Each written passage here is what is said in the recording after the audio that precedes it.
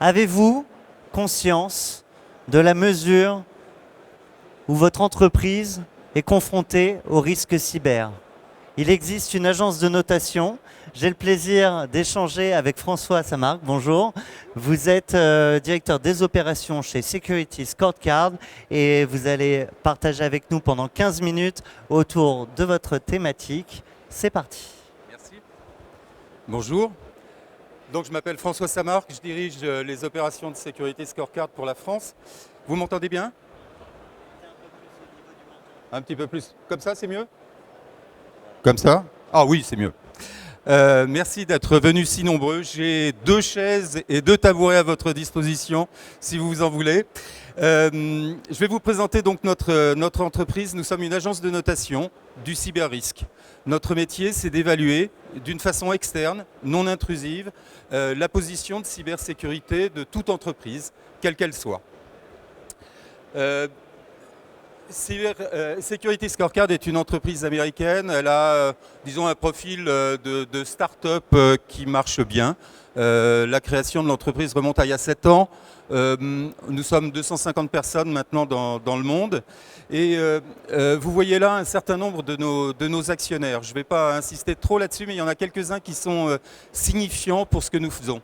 Le premier, c'est Google. Google est un de nos actionnaires parce qu'on a fait le choix, pour noter les entreprises, d'automatiser complètement le système d'évaluation, de définition des paramètres IP que l'on allait utiliser. Donc on a des algos qui vont déterminer le périmètre IP de ces entreprises.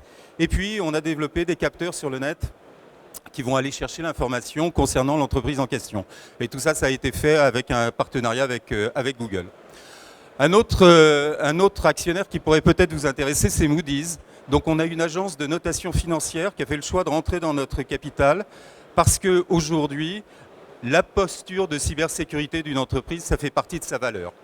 Et ça ne va pas simplement s'arrêter au niveau de capacité technique, mais c'est réellement un élément de valeur. Et puis dernier actionnaire et non des moindres, parce que c'est en même temps un de nos gros clients, c'est AXA, qui est devenu notre 3e client mondial, mais tout ça est parti de la France, et qui utilise la notation des entreprises avec notre plateforme pour évaluer les entreprises auxquelles ils vont proposer des assurances cyber. Donc voilà quelques cas d'utilisation qu'on a brièvement vus. Le plus courant, c'est l'évaluation des partenaires de l'entreprise. C'est bien de protéger son entreprise, c'est bien d'avoir l'ensemble des outils d'audit, de contrôle et de défense de l'entreprise, mais finalement on est connecté à des dizaines, des centaines, des milliers de fournisseurs qui sont autant de vecteurs de risque, de vecteurs d'attaque. Et donc on a besoin de mesurer ça. Il faut aller plus loin. Le but, c'est pas simplement de noter les gens. Le but, c'est de voir ces vulnérabilités, d'échanger avec le partenaire, de lui expliquer où sont les points qui sont les plus gênants et de travailler avec lui à la correction de ces vulnérabilités. Et notre plateforme est un outil qui permet ça, qui permet d'échanger avec une partie tierce, de lui montrer ses failles et de les résoudre avec lui. Deuxième utilisation, c'est l'auto-évaluation. Donc j'ai une entreprise, généralement plutôt une entreprise avec une structure un petit peu lourde, un petit peu complexe, et je veux être prévenu si telle filiale voit sa note baisser, si quelque chose se dégrade. Donc l'auto-évaluation, c'est un des points importants. C'est un tiers de nos clients qui sont dans ce cas-là. Troisième cas, la cyberassurance, je n'insisterai pas. Le quatrième cas, qui est un cas moins courant, mais qui commence à se développer beaucoup, c'est tout ce qui va concerner les fusions-acquisitions, où un client de Security Scorecard comme Orange, par exemple, va nous utiliser pour évaluer le profil en termes de cybersécurité d'une entreprise qu'il va vouloir racheter. Et il va pouvoir, là aussi, estimer la valeur de l'entreprise à l'aune de ses positions de cybersécurité. Et puis, dernier élément que nous savons faire, c'est nous savons, d'un point de vue externe, comparer ce que nous trouvons avec la conformité à un certain nombre de normes, type ISO 27000, type GDPR, type NIS, etc. Là aussi, notre vision n'est qu'externe, donc elle ne prétend pas être exhaustive, mais par contre, elle permet d'avoir une vision permanente, en direct de l'entreprise. concrètement, comment est-ce que ça se présente? À partir du bas de l'écran, ce que vous voyez, c'est notre démarche, la démarche plus exactement de nos algorithmes, qui va être de définir le périmètre IP de l'entreprise qu'on va noter, qui va être ensuite de déployer des outils de scan sur le net pour récupérer une information très très diverse, très très mélangée concernant l'entreprise ou l'ensemble des domaines qu'on va mesurer. Tout ça va être travaillé sur une plateforme Big Data qui nous est propre et on va classer en fait toutes ces informations-là selon 10 facteurs de risque que vous voyez là-haut. Sécurité des applications, sécurité des réseaux et ainsi de suite. Ces 10 facteurs sont notés, sont pondérés et on va arriver à une note globale. On a deux façons de noter chez Security Scorecard, d'une façon très visuelle de A à F. A c'est vert, c'est bien, F c'est rouge, c'est moins bien. Et puis de 0 à 100. Pour nous, une entreprise qui a une note de 100, c'est une entreprise sur laquelle on n'a rien trouvé aucune vulnérabilité, c'est pas courant. Et puis le score sera diminué en fonction des vulnérabilités qu'on trouvera, de leur criticité, et puis aussi de leur occurrence par rapport à la moyenne des entreprises de taille comparable. Si on regarde un écran, je vais passer très vite là-dessus. On a un stand, le stand G12. On sera ravis de vous faire une présentation et de vous montrer en réel comment ça fonctionne. Mais si on regarde le portefeuille d'un ensemble de sociétés que l'on note, ça se présente comme ça. On va voir cette liste d'entreprises que l'on note. Là, par exemple, sur ce portefeuille, on a 500 entreprises. On va pouvoir accéder à des statistiques sur ces 500 entreprises. Mais si on zoome et qu'on veut aller sur une entreprise en particulier, cette entreprise-là, elle a une note de 76 sur 100. On va pouvoir accéder à chacune des vulnérabilités en question. Pour aller un petit peu plus loin, on pourra inviter, vous voyez le petit onglet bleu, on va pouvoir inviter cette compagnie gratuitement à aller sur la plateforme, à accéder à l'ensemble de nos fonctionnalités pour ce qui concerne son entreprise, à voir les détails de ses vulnérabilités et éventuellement à déclarer, si elle le fait, telle ou telle remédiation quand elle aura été faite. Ça déclenchera chez nous des algos ou une intervention humaine selon le niveau de complexité de la chose qui vérifiera que la remédiation a été faite et si c'est fait, dans les 3 jours, la note sera mise à jour. Donc c'est l'outil de communication avec ses partenaires par excellence. On leur montre leurs vulnérabilités, on leur explique quelles sont les vulnérabilités peut-être qui sont les plus sensibles pour nous et on leur permet de les corriger, de déclarer les corrections. Je vous parlais d'applications dans la cyberassurance, c'est exactement la même chose. L'assureur est capable de dire à son client, voilà, aujourd'hui vous avez une police d'assurance qui va vous coûter tant. Si vous corrigez tel et tel problème, votre risque va diminuer et le prix de cette police d'assurance va diminuer d'autant. Hein, pour les assureurs, le bon risque, c'est le risque qui n'arrive pas. Hein.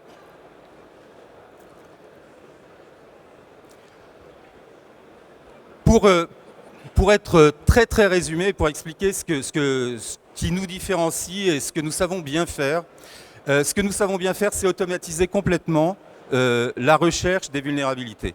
Ça veut dire qu'on s'est évalué beaucoup d'entreprises. On en note en permanence, en continu, 1 100 000 aujourd'hui. Et ça nous prend 3 jours pour noter une entreprise qu'on ne connaît pas. L'important, c'est qu'on les note en permanence, qu'on est prévenu à chaque fois si une note se dégrade. L'important, c'est qu'on prend en compte chaque changement. Une entreprise, une grande entreprise en particulier, elle voit son périmètre IP changer en permanence. Donc il faut pouvoir mettre à jour ce périmètre IP pour évaluer quelque chose qui existe. C'est ce que nous faisons. Donc on a un système de notation qui est très précis, qui est en réel et qui est explicité parce que nous sommes détenteurs de l'information. En dehors de ça, on a cette possibilité d'analyse de la conformité qui répond à ces mêmes critères d'automaticité et de notation permanente. Voilà, en dehors de ça, on a un certain nombre de services qui sont disponibles bien sûr pour nos clients. Je voudrais finir simplement par un constat. Sur ce 1 100 000 entreprises que l'on note, voilà ce qu'on a observé. Si on prend nos meilleures notes, c'est-à-dire les notes A et B par rapport à A, B, C, D, F, les meilleures notes ont 5 fois moins de chances d'être agressées et d'avoir un breach que les 3 autres catégories. C'est un facteur énorme. J'ai gardé quelques minutes pour les questions-réponses, donc je suis à votre disposition si vous le souhaitez. Et puis encore une fois, je vous rappelle le stand G12 si vous souhaitez une démonstration. Est-ce que vous avez des questions? Oui, bonjour. Du coup, ma question, du coup, si j'ai bien compris, l'analyse, du coup, se contente d'une analyse de l'exposition depuis Internet. Vous ne prenez pas en compte, c'est ça. Ok. Du coup, on est d'accord, dans ce cas, une entreprise qui n'expose aucun service, que dont le système d'information reste interne, il sera en A. Une entreprise qui sera complètement fermée, qui n'aura pas de service à l'extérieur, ne sera pas notée chez nous. Ce qu'on note, c'est l'exposition externe. C'est-à-dire qu'un de nos slogans publicitaires, c'était il y a 2 ans, nous voyons ce qu'un hacker voit. C'était exactement ça. Nous avons tous les éléments pour préparer, pour analyser les vulnérabilités et pour préparer une attaque. Si on a un système qui est complètement fermé, alors clairement, ce n'est pas nous.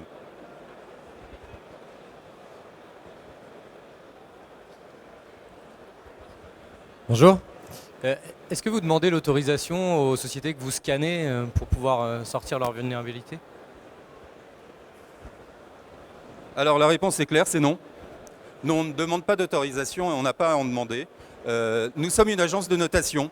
Moody's ou S&P ne demandent pas l'autorisation aux entreprises qu'ils notent d'un point de vue financier.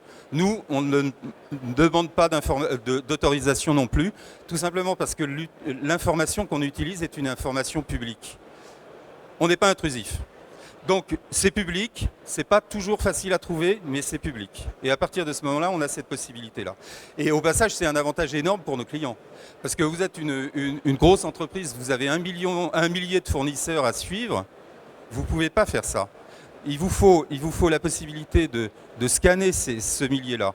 Peut-être que quelques fournisseurs plus stratégiques, plus sensibles, justifieront le fait que vous leur envoyez des questionnaires, on a une solution pour ça aussi, que vous leur demandiez des résultats de tests d'intrusion, etc., etc. C'est possible.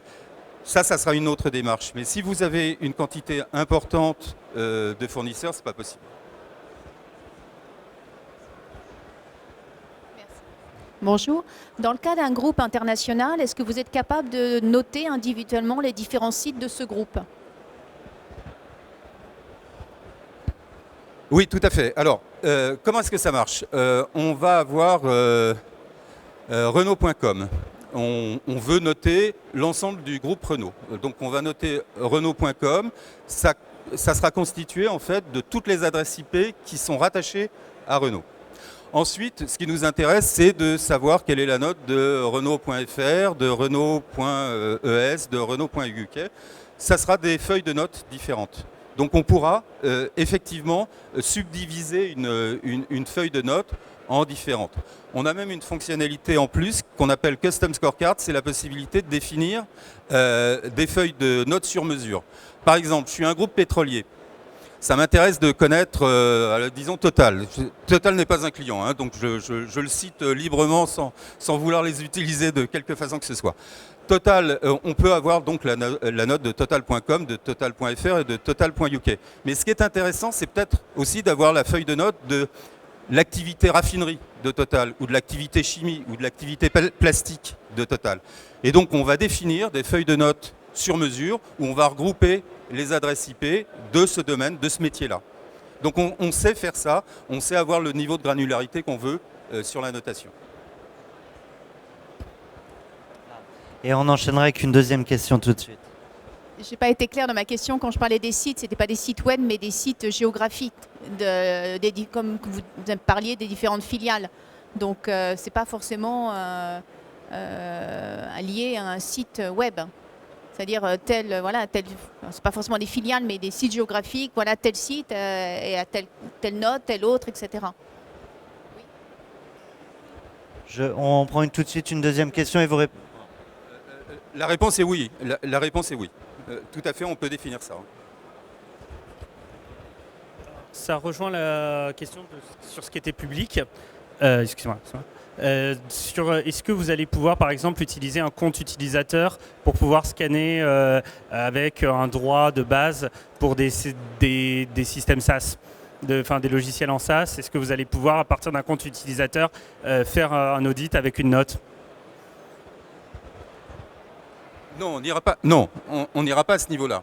On n'ira pas à ce niveau-là et je pense que là, on pourrait commencer à avoir des ennuis. Non, on n'ira pas à ce niveau-là. Encore une fois, ce qu'on verra, s'il y a des utilisations SaaS, des utilisations cloud, on les prend en compte. On va vérifier le niveau de fiabilité du site en question, mais on ne rentrera pas plus loin. Alors, je vois qu'il y a beaucoup de questions. On va en prendre 2 dernières et on va répondre en même temps. En anglais, s'il vous plaît. What do you do for cyber insurance? You review the policies. What is the type of consulting you do for cyber insurance?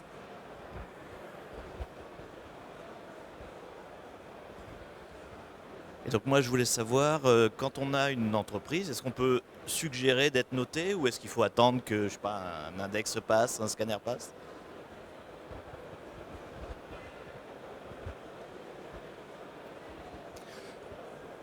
Alors, peut-être, monsieur déjà, une entreprise est notée chez nous à partir du moment où n'importe quel de nos clients a demandé à la noter.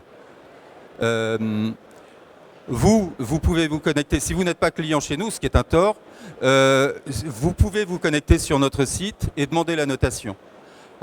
Vous l'obtiendrez, c'est gratuit bien entendu, vous avez accès à votre propre note. Et à partir de ce moment-là, si elle n'était pas déjà notée, elle le sera. To go back to your question, regarding cyber insurance, what we do, our platform, the API of the platform is completely open. And so we've got several insurance companies such as AXA in Europe, which uses our API and all the data is coming from our platform to evaluate the level of risk and the cyber security posture of their prospects to propose them policy insurances. OK. G12, avec plaisir. Merci.